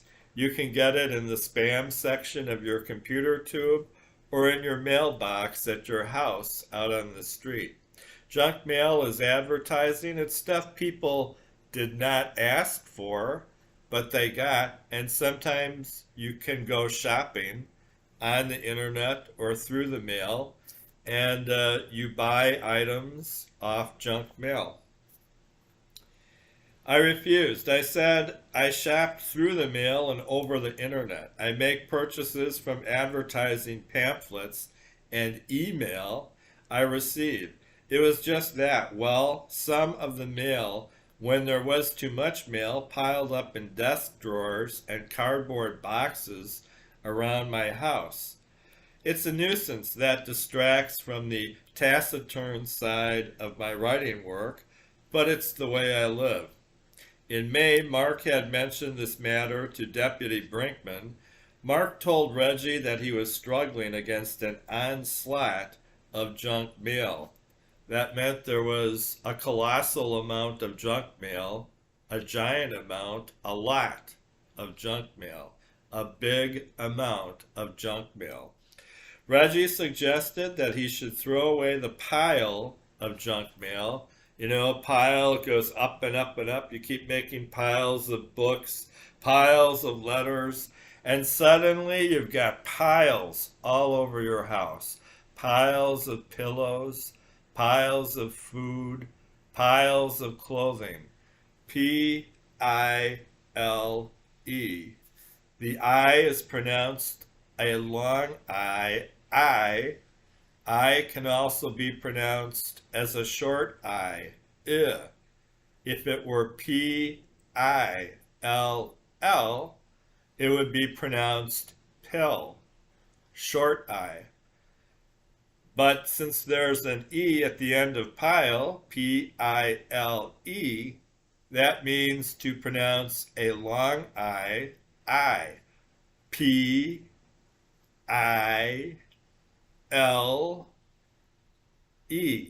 The E is silent and not pronounced. P-I-L-E. Pile. Pile. One syllable. In May, Mark had mentioned this matter to Deputy Brinkman. Mark told Reggie that he was struggling against an onslaught of junk mail. Reggie suggested that he should throw away the pile of junk mail and delete everything from his spam folder every day. Well, that's something that I like to do, and so do a lot of people, to go into your computer, email, and delete whole folders, especially the spam folder. Mark did just that. He stopped signing up for internet alerts and newsletters. He collected fewer pamphlets. He hadn't even mentioned the junk mail to Adrian until several months ago.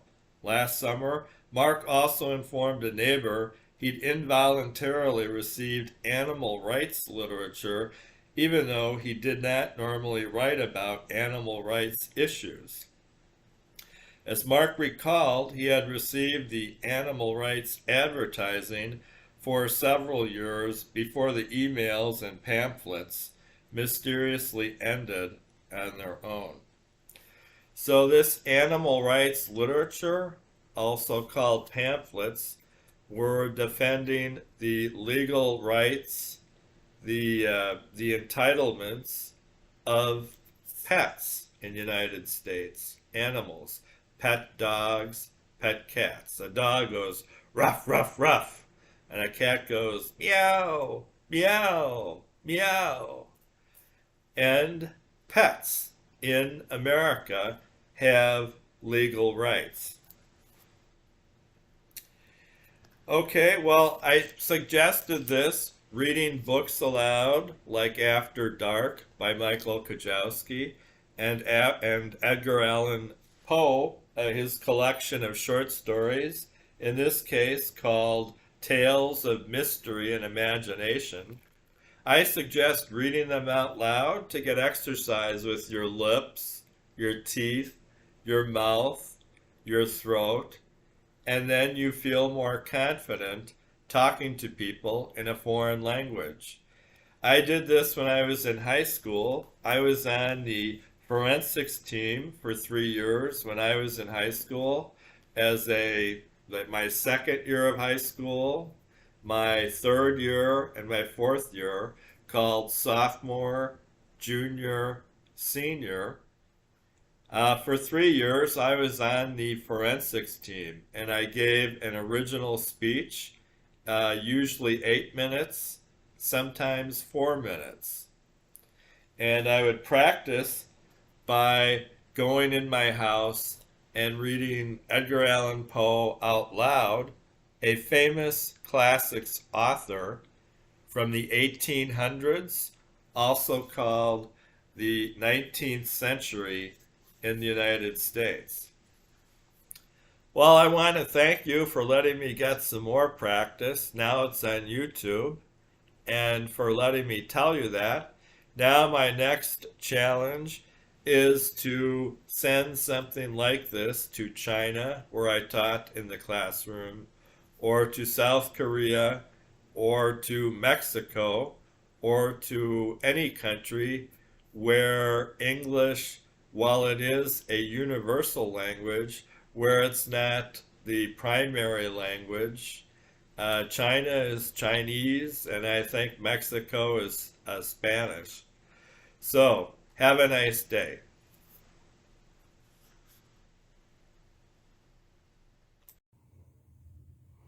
Okay, now you made your filthy cup of filthy coffee in your filthy kitchen. That's done. And you've got, your old coffee thing, plastic thing that's hot. So you toss it, people go, how do you throw it away? You toss it at the trash can like that. Then you take instant coffee. Now it's not decaf. You have Folgers Classic Roast. Here in 2022, it's all classic. I haven't seen a cockroach in there in a day. So you pour it in your cup of coffee like that. 3, 4, 5, 6. Now the next thing you do, you take an old plastic knife with butter on it and stir it up. And you've got instant coffee. Hello, this is Michael Kujawski from the United States. I'm currently located in Milwaukee, Wisconsin, which is about 100 kilometers away from the China Embassy in Chicago, Illinois, in the middle of the USA, called the Midwest. I've taught in China and South Korea previously. I enjoyed teaching in Busan, where I taught mostly elementary school children.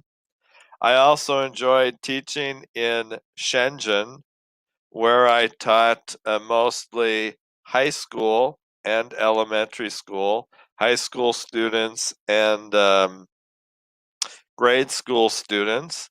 And I also taught in the middle of China in Pindingshan City near Flat Top Mountain to college students, which are some of my favorites, university students, teaching history in English, the history of the United States, the history of Great Britain, also called United Kingdom, England, European history, and I also have taught oral English. As you can see, most English is spoken out loud, oral, like tourist English, basic English, oral English, and I enjoy teaching English because I have worked as a writer at newspapers and magazines in the United States. Today is Friday, December 13th, 2019, in the morning in the United States. And I've eaten for breakfast some mian tao, some mi fan.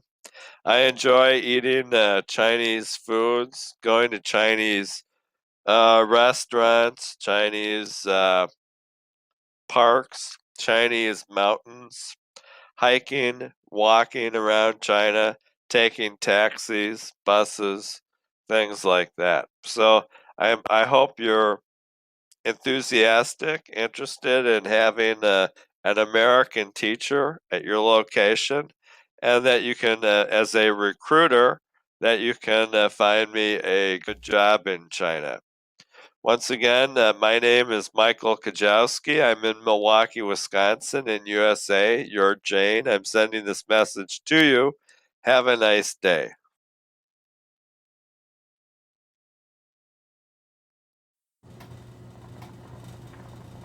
This is Michael, ESL After Dark. Those noodles are really boiling very well. They're hot, and so they're really cooking. I'm going to take them off here now, and it's probably about 5 minutes. It's elbow macaroni that can go in something like that. That is a bowl of soup. Or in cheese, of course, cheese macaroni. Now I've taken the elbow macaroni off there, and I've got it simmering. So the next thing you do is you use your spatula to clear the water out of there and drain it a little into the sink. I'm going to cut corners here and just go a little fast and pour some of the water out without pouring the elbow macaroni out, which will taste